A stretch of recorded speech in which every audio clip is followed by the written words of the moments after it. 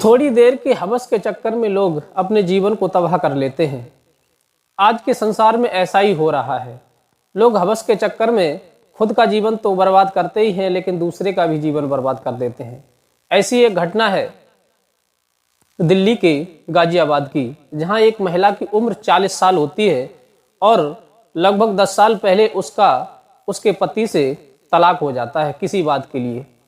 और वो महिला जो थी गाजियाबाद छोड़ करके उत्तराखंड में एक रुड़की पड़ता है, वहां रुड़की में जाकर के एक काशिम नाम के व्यक्ति के साथ रहने लगती है। और जिस पति से उसका तलाक हो चुका था उस महिला का, उसका एक बेटा था, वो भी उस औरत के साथ गया हुआ था। उसकी उम्र लगभग 13 साल की थी और वो अपने लड़के को लेकर के उस काशिम के पास जब पहुंची है तो उसने समाज के लिए बता रखा था कि ये काशिम मेरा बड़ा लड़का है, और जो 13 साल का लड़का था छोटू, उसके लिए बताया कि ये मेरा छोटा लड़का है। लेकिन उस महिला की उम्र 40 साल की थी और काशिम की उम्र लगभग 28 साल की थी। लेकिन वो अपने प्रेमी के लिए अपना बेटा बना करके उसके साथ शारीरिक संबंध बनाती थी।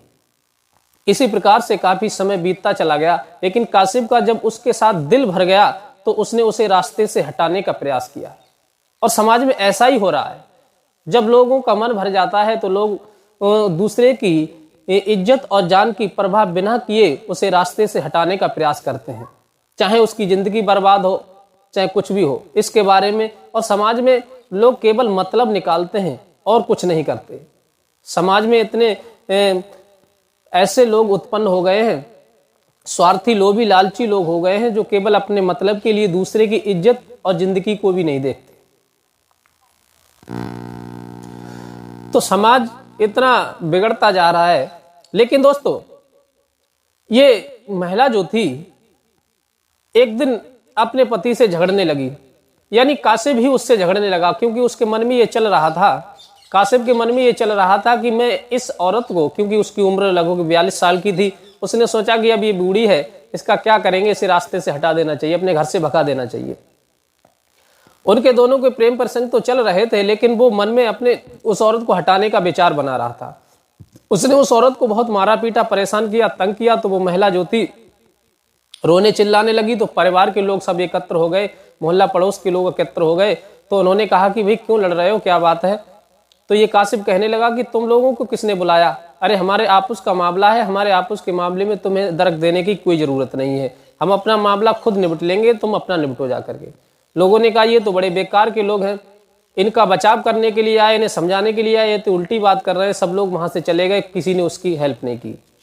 उसके बाद उनका रोज का क्रम आसिफ का बन गया कि उस महिला को रोज मारता पीटता था, तंग करता था, परेशान करता था, जिससे कि ये छोड़ करके चली जाए।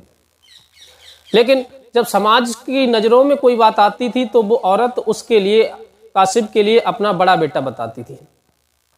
धीरे धीरे ये क्रम चलता रहा। लेकिन एक दिन जो उनका छोटा लड़का था छोटू, उसने अपनी माँ के लिए और उस काशिफ के लिए दोनों को एक साथ देख लिया।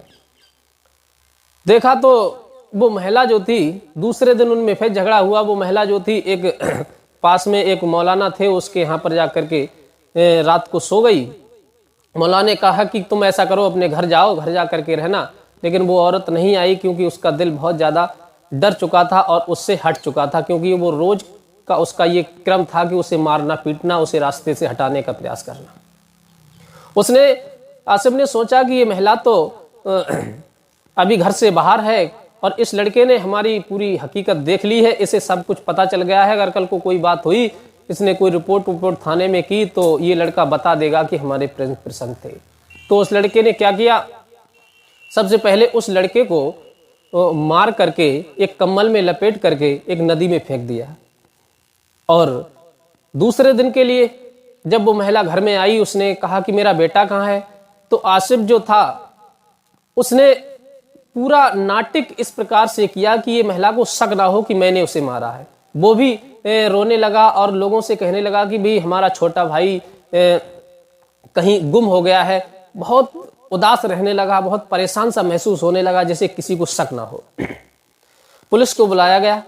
पुलिस ने पूछा कि भी छोटे बच्चे से दुश्मनी किसकी हो सकती है, ये तुम्हारा कौन है। उस औरत ने कह दिया कि ये मेरा बड़ा लड़का है, वो मेरा छोटा लड़का था।